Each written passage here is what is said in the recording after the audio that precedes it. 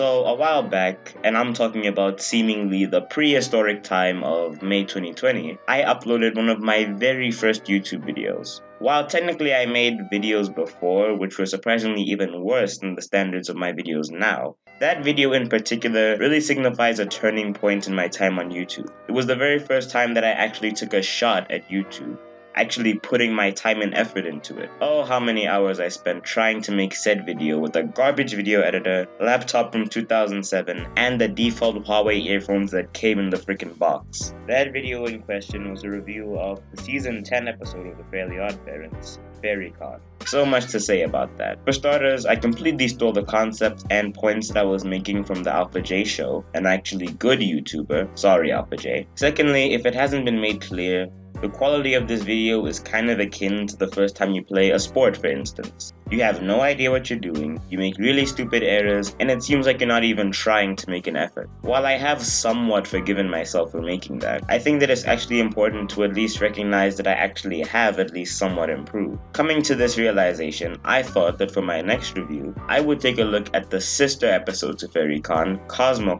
from the very first season of Fairly OddParents. So let's not waste any time. The episode begins with Fairy World during the medieval time. I have always liked when the Fairly OddParents has messed with the settings of an episode. Usually when other shows do it, it serves nothing more than to just exist, maybe get a cheap joke in there too, but other than that, not really advancing the plot in any way. Take for example, the space arc in regular show. Why was there a space academy designed for Park specifically? Why did that have to happen before Pops fought his evil brother? It would have made no difference if they just continued as normal with the series, then had Pops fight his brother in space, specifically because Lollyland is his home planet. To my knowledge, they never explained why those scientists came to the park. We just have to assume that they were there because of the Space Academy, and do you see where I'm going with this? Put this in contrast with episodes like this, for example, and the console from Gumball, where there was an actual reason for them being in the environment that they were in. Gumball got stuck in an evil video game console and had to battle his way out, and Fairy World is in the perspective of 1,000 years prior to the events of the show.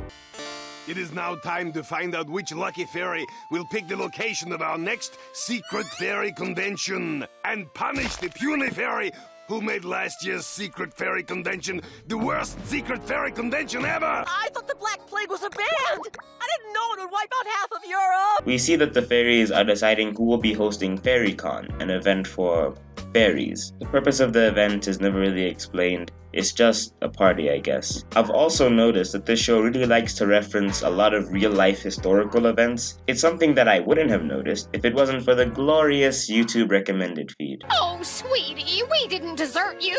You abused our magic, took out Archduke Ferdinand, and plunged the world into World War I.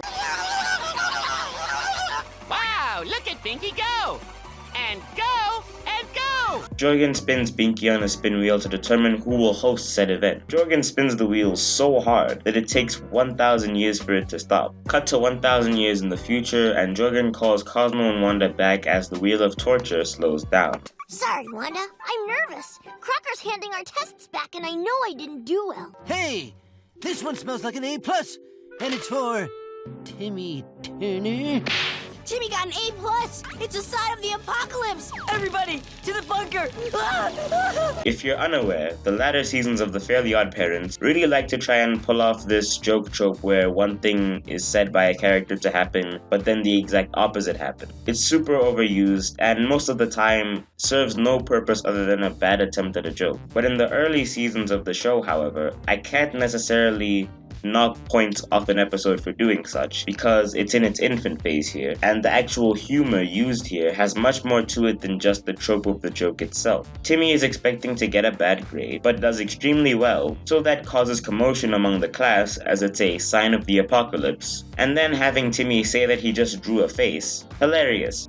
Crocker, as expected, comes to the conclusion that the only reason Timmy got an A was because of his fairies, and uses his good test score as an excuse to visit Timmy's house to look for evidence. To me, this is actually one of the smarter plans that Crocker has ever made, despite it being one of the least needlessly complicated, because the cause and effect of Timmy's good grade would actually make sense for him to just visit in a normal situation, which hides the actual plan itself from all outsiders. Another major talking point for me in this episode is the dynamic of Mr. Turner being jealous of Mr. Crocker because he thinks that Mrs. Turner, his wife, has the hots for him. Good thing I'm not the jealous type, or I'd take this fancy meal and alluring apron as a sign she digs your teacher. And let's use the good toilet seats. The good toilet seats? She totally digs your teacher.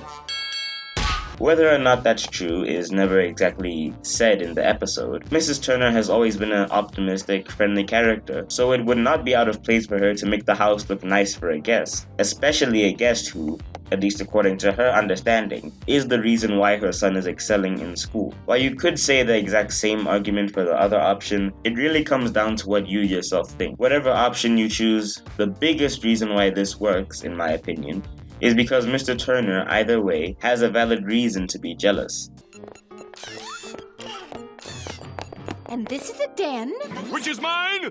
And upstairs we have the bedroom. Also mine. It's not just because, he's dumb and doesn't really think things through, like in season 10. This man is getting the good toilet seat. The good toilet seat. Something that I'm assuming isn't commonplace in the Turner household. She's making fancy dinner, and she's doing all these nice things for him, which under normal circumstances would probably never happen to Mr. Turner himself, although I guess it's for good reason. It also shows that despite his idiocy and unself-awareness, if that's a word, he still loves his wife. He loves her enough that he gets jealous when another man is getting special attention from her. And to me, this is what the early season of this show did well. While it did use certain character tropes to a heavy extent, they still gave the characters very human qualities from time to time, giving them more depth. Something that unfortunately just went missing in the brother episode to this. Who will be the lucky fairy to choose the next convention location?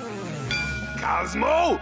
Yay! And I know exactly where to put it. Since Cosmo was selected to host FairyCon, he gets to choose the location. And obviously because there has to be conflict between the fairies and Crocker and Timmy, Cosmo would obviously choose a place that compromises the secrecy of FairyCon. What might that place be? What the heck is going on in here? CosmoCon? Fairy convention? I got to pick the location of this year's Secret Fairy Convention. So you put it in my bathroom? I don't think that the way in which this conflict was created was actually the best here. Of course Cosmo chose Timmy's bathroom, because Cosmo is dumb and random. Like with the and then the opposite happens joke, I can't really knock it here because it doesn't happen that often earlier in the show, and Cosmo is actually proven to be a lot smarter than he actually puts on, and the latter seasons are just so vastly different. It doesn't bother me that much, but it could have been done a lot better is what I'm saying. We're here for the fair! Nice dinner that my mom made for Mr. Crocker! And not me! Stupid mean soap! You'll never work in this town again! What's this? The most adorable little button ever, and I found it on the bathroom floor! So as usual, in an actually funny fashion, Cosmo just so happened to invite a human performer to FairyCon, which is obviously going to compromise the secrecy of the convention even more. The generic pop singer from the 2000s finds a button promoting FairyCon and shows it to Crocker, which leads to obvious results. Fairies! Ah, I can't see!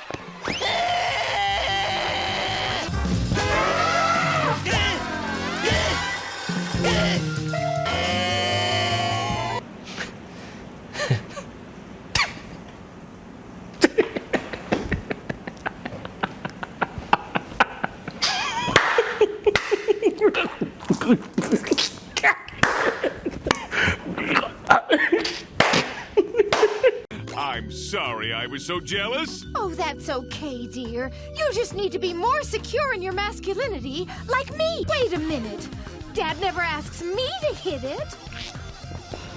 And stay out! I will admit that this joke about toxic masculinity made by Mrs. Turner, while she does the exact same thing, is pretty funny. Not just because I have a soft spot for meta jokes like that, but it also puts a nice wrap around this plot point in the episode. It shows that they both get needlessly jealous, but in the end accept that it's wrong and shouldn't be a normalized thing. The episode ends with another and then the opposite happens joke, while there are a lot in this episode, and that was CosmoCon. In terms of comparison to its sister episode FairyCon, this is streets ahead. The character interactions between characters like Crocker and Mr. Turner and Cosmo and Jorgen were actually really interesting to watch, and I think that the comedy, while using certain tropes a bit too much, was really good. Overall, I would highly recommend this episode. If you did enjoy this video, please make sure to subscribe, turn on notifications, all the good stuff. Watch the previous video if you haven't, and I'll see you whenever.